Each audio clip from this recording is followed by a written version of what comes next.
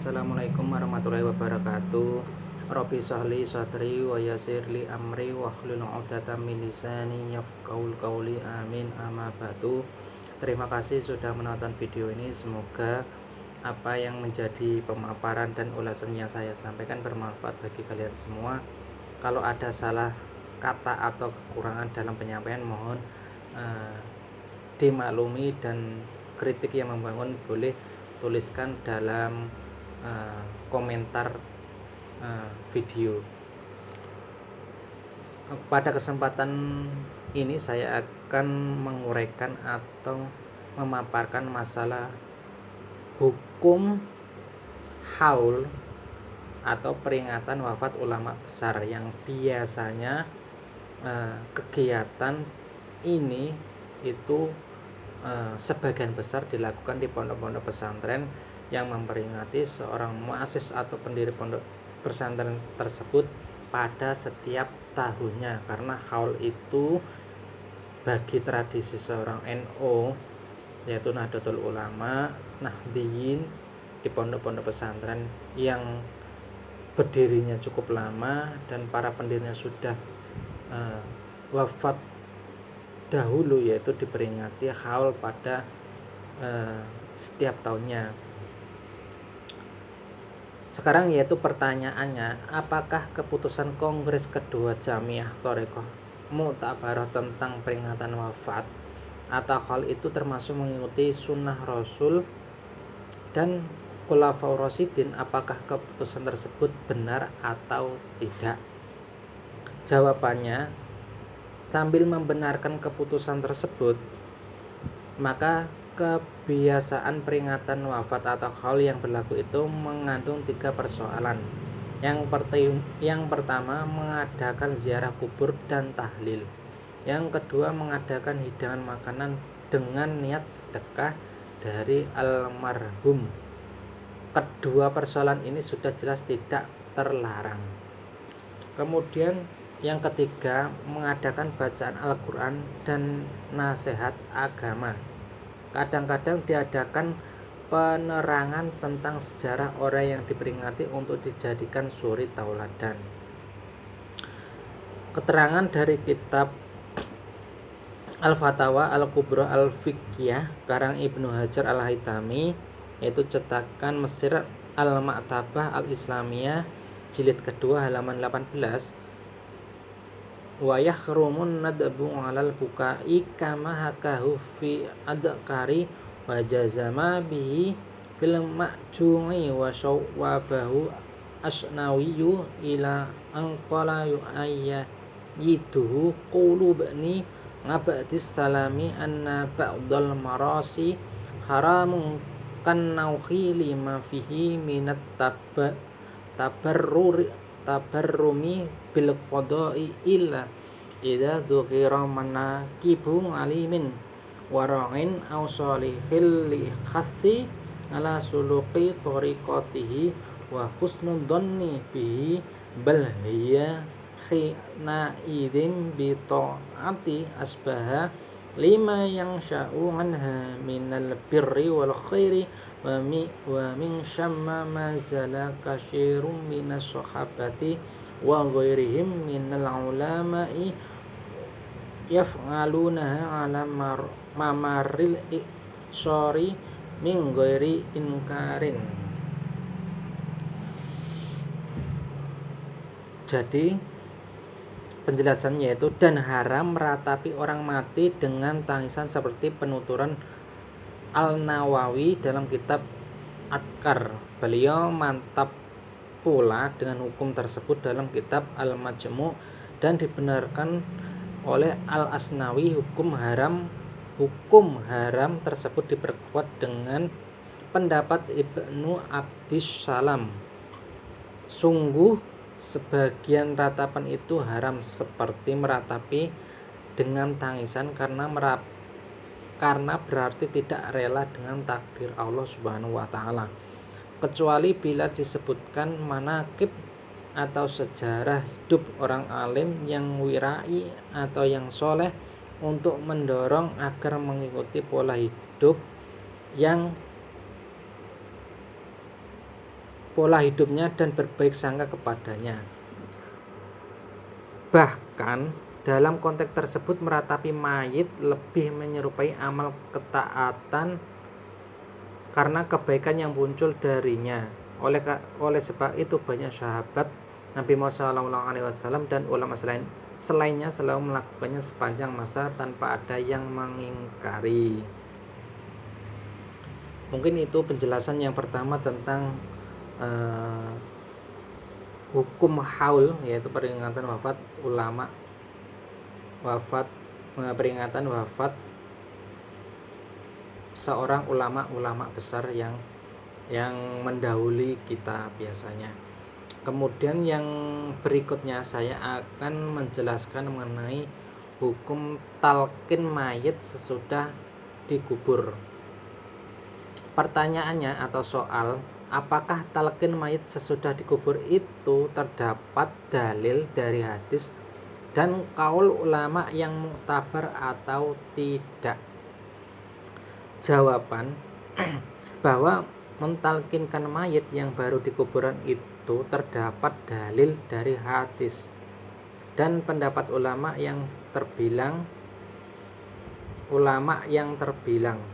Imam Nawawi menyatakan bahwa sanad hadis talqin yang diriwayatkan oleh Abi Umamah adalah dhaif.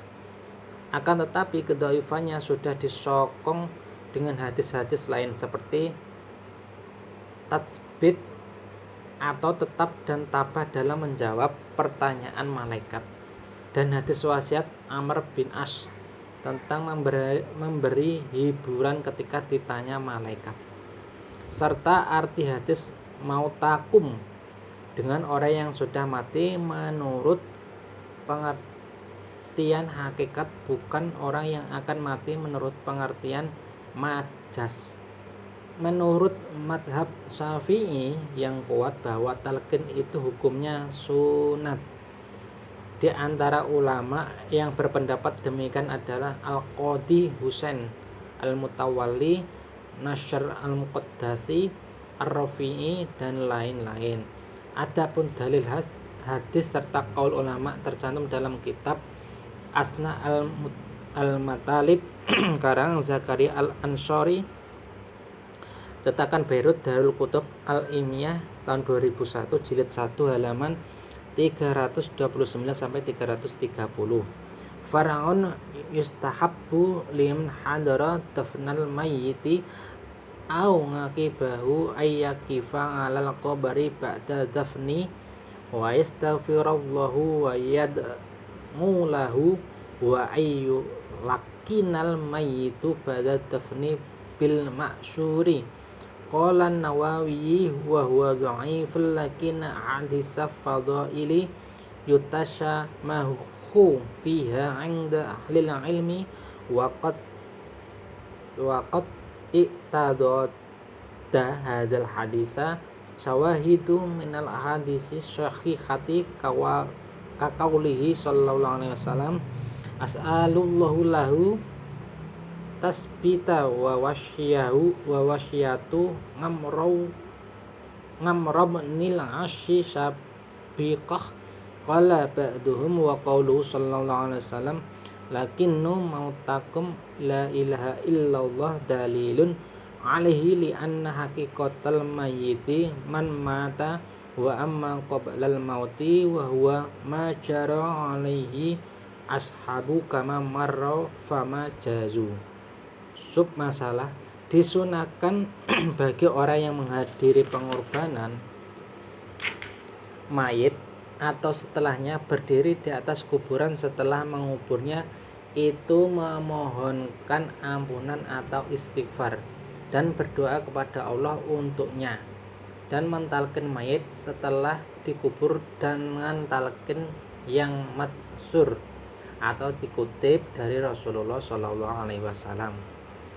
Imam Nawawi berkata hadis riwayat Al-Tabrani tentang talqin itu dhaif. Namun hadis-hadis fadail atau yang berkaitan dengan amal kebajikan itu ditolerir para ulama. Hadis tersebut telah diperkuat oleh hadis-hadis lain yang sahih seperti is'alu allaha lahu al-thabita, mohonlah kalian kepada Allah sallallahu alaihi subhanahu wa ta'ala agar mayat tetap dalam keimanan.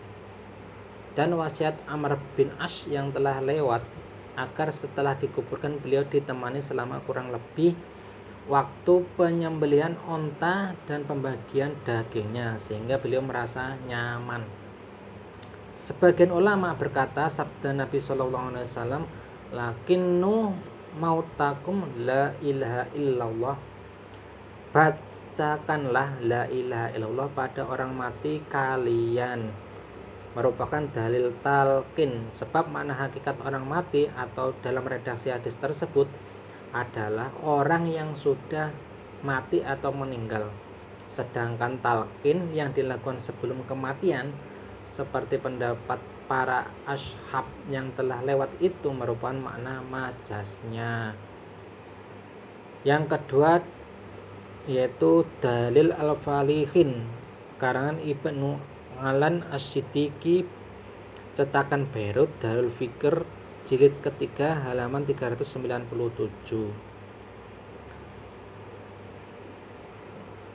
yaitu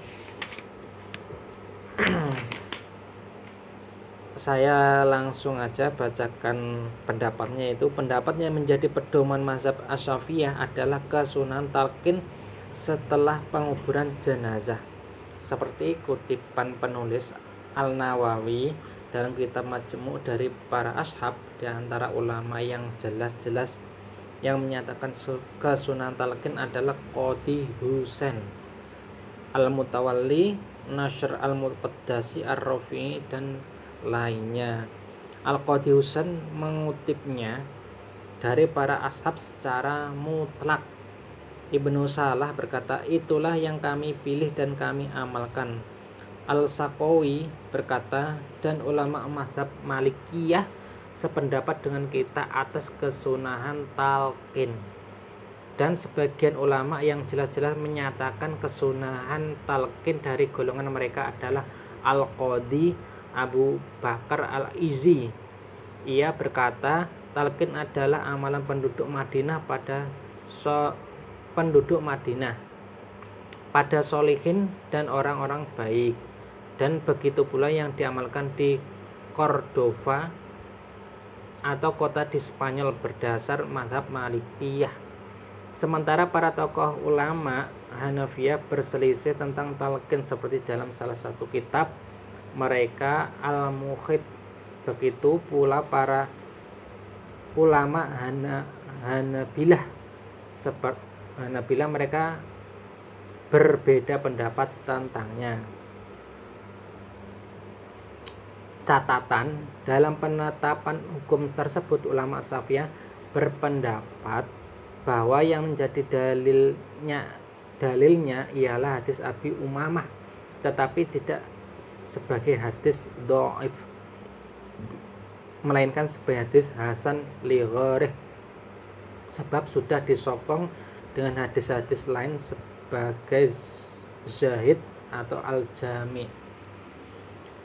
Kemudian dasar yang ketiga yaitu dalam kitab Inayah Al-Talibin karang Al-Bakri bin Muhammad As-Satta Ad-Dimyati, yaitu cetakan Mesir Al-Tijariyah Al-Kubra jilid kedua halaman 140, yaitu qauluhu wa talqinu balighin ayyung dabu talqinu balighin ilaha wa dzalika liqaulihi ta'ala wa dzakir fa inna dzakra tanfa'ul mu'minin wa ahwaju mayakunul abadu ila tadkiri fi hadil halah.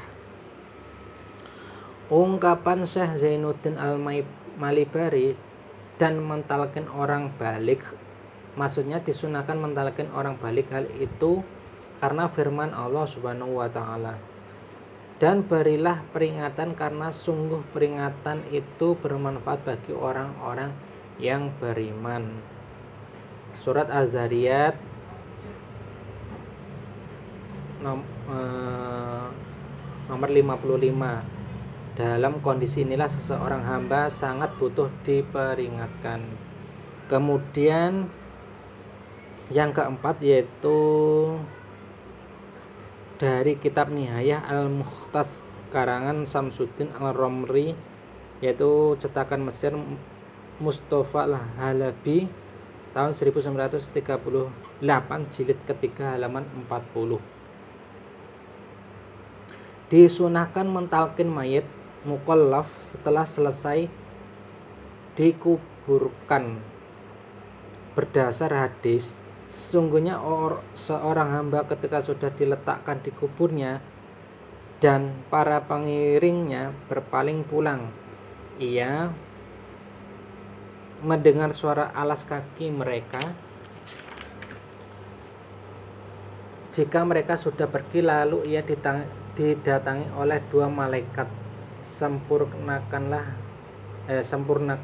hadis ini sampai selesai.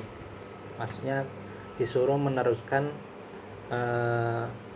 penjelasan atau terjemahan dari hadis tersebut. Kemudian mengakhirkan pembacaan talqin setelah ratanya tanah atau selesai penguburan. Itu lebih mendekati waktu si mayit diberi pertanyaan oleh malaikat. Maka si pentalqin membacakan untuknya yang berbunyi yaitu, wahai Abdullah bin Amatillah, atau wahai anak dari perempuan ... Ingatlah engkau kondisi di saat kamu keluar dari alam dunia, yaitu bersaksi bahwa sungguh tiada yang berhak disembah selain Allah dan sungguh Muhammad adalah Rasulullah. Sungguh surga itu nyata, neraka itu nyata, kebangkitan dari kubur itu nyata, hari kiamat pasti akan terjadi tanpa diragukan lagi. Sungguh Allah Subhanahu wa ta'ala akan membangkitkan manusia dari kuburnya. Sungguh engkau setuju dengan Allah sebagai Tuhan, Islam sebagai agama, Nabi Muhammad SAW sebagai Nabi, Al-Quran sebagai pemimpin, Ka'bah sebagai kiblat, dan orang-orang mukmin sebagai saudara. Kemudian ada dalil lagi, yaitu dari kitab Kanzul Umamah fi Sunnah Al-Aqwal wa Af'al, yaitu karangan dari Ali bin Hizamuddin Al-Hindi Al-Burhanfuri, yaitu cetakan Beirut Muassasah Al-Risalah tahun 1989, jilid ke-15, halaman 737. Abu Umamah Al-Bakhili berkata, jika aku mati, maka perlakukanlah diriku seperti perlakuan yang Rasulullah SAW perintahkan kepada kita untuk orang-orang mati kami. Rasulullah SAW memerintahkan kami, yaitu beliau bersabda, bila seseorang dari kalian mati, maka ratakanlah tanah di kuburnya, lalu hendaknya salah seorang di antara kalian berdiri di atas kuburnya, lalu hendaknya salah seorang di antara kalian berdiri di atas kuburnya, kemudian berkata, wahai fulan putra si fulanah, sungguh mayit akan menjawab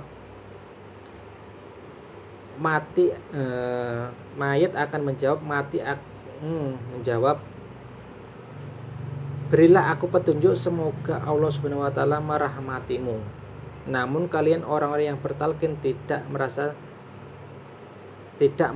atau tidak mendengar jawaban si mayit tersebut. Jadi di sini ada interaksi ya antara mayit dan pentalqin. Ketika orang yang mentalqin mengucapkan perkataan dan mayit menjawab, itu tidak ada yang mendengarnya.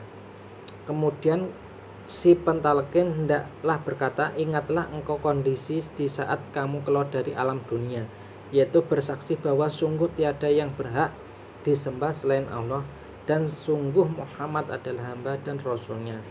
Sungguh engkau setuju dengan Allah sebagai Tuhan, Islam sebagai agama, Nabi Muhammad SAW sebagai Nabi, Al-Quran sebagai pemimpin. Maka bila kamu berkata begitu, sungguh malaikat Munkar Nakir saling bertarik tangan seraya berkata, mari kita pergi. Mungkin itu yang dapat saya sampaikan mengenai hukum mentalkin mayit setelah dikuburkan. Kurang lebihnya mohon maaf. Wassalamualaikum.